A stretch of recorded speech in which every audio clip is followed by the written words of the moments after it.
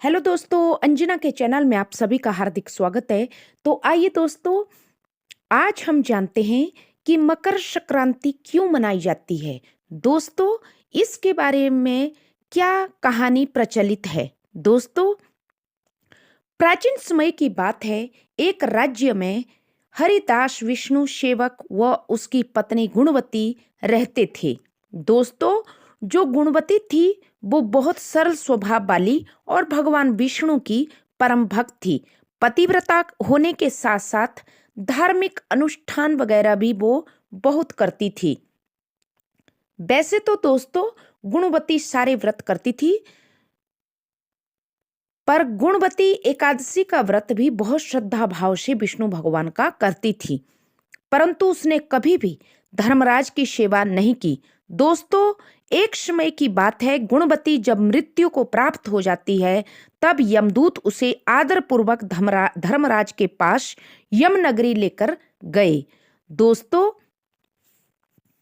क्योंकि गुणवती ने सारी उम्र भर अच्छे कर्म किए थे, इसलिए गुणवती को वो यमदूत सौम्य रूप में दिखाई दिए और पापियों को वो बड़े ही डरावने रूप में दिखाई देते हैं। दोस्तों, गुणवती ने जब सर्वप्रथम यमपुरी में जाकर यमराज जी को देखा तो गुणवती जी बेहोश हो गई। उसने देखा कि धर्मराज के समक्ष चित्रगुप्त जी भी विराजमान है और यमपुरी के 4 द्वार हैं, और जो धर्मराज जी हैं वो कैसे मनुष्य के, जो चित्रगुप्त जी हैं वो कैसे मनुष्य के कर्मों का फल उन्हें बताते हैं। दोस्तों, गुणवती जी जब धर्मराज जी को गुणवती ने देखा तो वो भय से कंपित हो उठी। चित्रगुप्त जी ने गुणवती के कर्मों का लेखा जोखा धर्मराज जी को बताया। दोस्तों, धर्मराज जी गुणवती की भक्ति देखकर प्रसन्न हुए।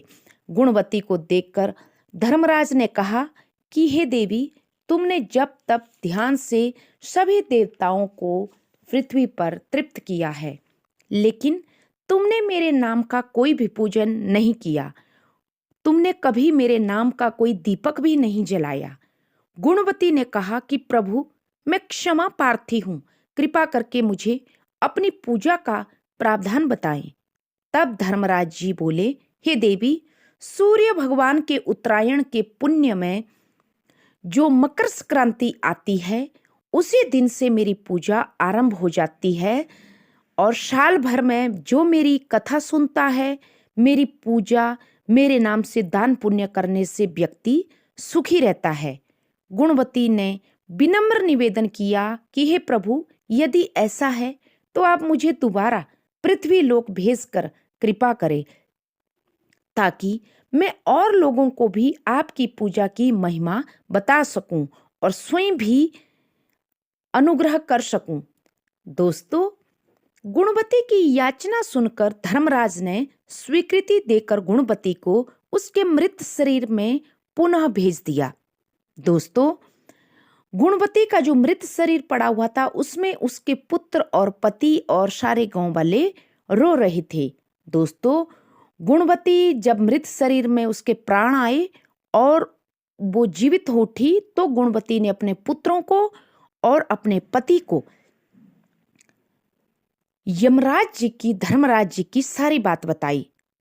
गुणवती ने मकर संक्रांति से लेकर साल भर धर्मराज की कहानी और दान पुण्य अपने परिवार के साथ शुरू कर दिए।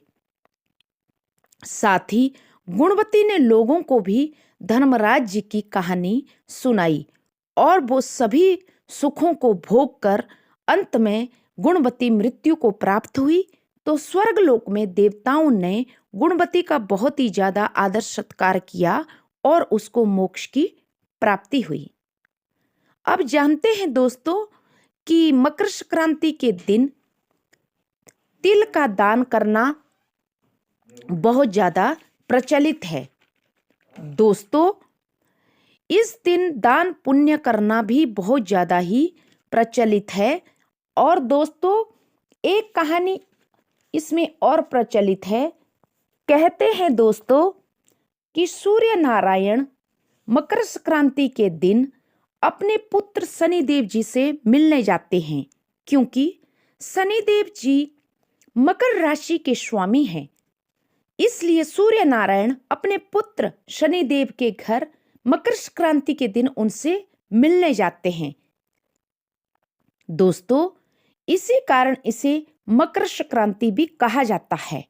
और दोस्तों, साथ ही महाभारत काल में गंगा पुत्र भीष्म ने भी इस दिन को अपनी मृत्यु के लिए निर्धारित किया था, क्योंकि जब भीष्म पितामह को अर्जुन ने बाणों की सरसैया में डाल दिया था, तो गंगा पुत्र भीष्म को इच्छा मृत्यु का वरदान प्राप्त था। दोस्तों, भीष्म जानते थे कि सूर्य दक्षिणायन में होने पर व्यक्ति को मोक्ष प्राप्त नहीं होता, इसलिए उन्होंने भी मकर संक्रांति के दिन को ही जब उत्तरायण पड़ता है उसी में अपना शरीर छोड़ा और गंगा पुत्र भीष्म को मोक्ष की प्राप्ति हुई। दोस्तों, इस दिन धर्म यज्ञ वगैरह करने से मनुष्य को बहुत ज्यादा मोक्ष की अच्छी प्राप्ति होती है। लोगों को इस दिन व्रत वगैरह भी रखना चाहिए। जो इस दिन भी व्रत करता है और यमराज की पूजा करता है, उनको मोक्ष की प्राप्ति होती है। तथा दोस्तों, मकर संक्रांति के दिन तेल और तिल मिश्रित करके ही व्यक्ति को स्नान करना चाहिए। कहते हैं कि उससे व्यक्ति के थोड़े पाप कट जाते हैं।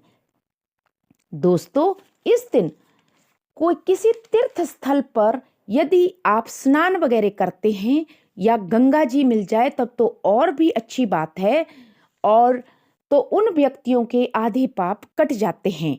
और इसके बाद स्नान करने के उपरांत सूर्य नारायण जी की स्तुति करनी चाहिए। इस दिन अपने पितरों का तर्पण व ध्यान करना पुण्य फलदायी माना गया है, और जो इस दिन गंगा स्नान करते हैं वो तो सीधा स्वर्ग की प्राप्ति ही करते हैं। दोस्तों, भविष्य पुराण में इसका उल्लेख मिलता है। दोस्तों, ऐसी भी मान्यता है कि मकर संक्रांति के दिन जो भी शाम के समय अपने पितरों के नाम का एक दीपक जलाते हैं, यमराज के नाम का एक दीपक जलाते हैं और पूरा दिन तिल और तेल से मिश्रित लोगों को दान पुण्य करते हैं, तो उनको बहुत ज्यादा पुण्य की प्राप्ति होती है। दोस्तों, इस दिन कोई लोग, पंजाबी लोग इसको लोहड़ी के नाम से भी जानते हैं। हिमाचल में भी इसे लोहड़ी के नाम से जाना जाता है, और इस दिन उड़द की दाल की चावल के साथ खिचड़ी बनाई जाती है और लोगों में भी बांटी जाती है। तो आशा करती हूँ दोस्तों, आप सबको मकर संक्रांति के बारे में पता लग गया होगा। Please subscribe my channel. Thank you.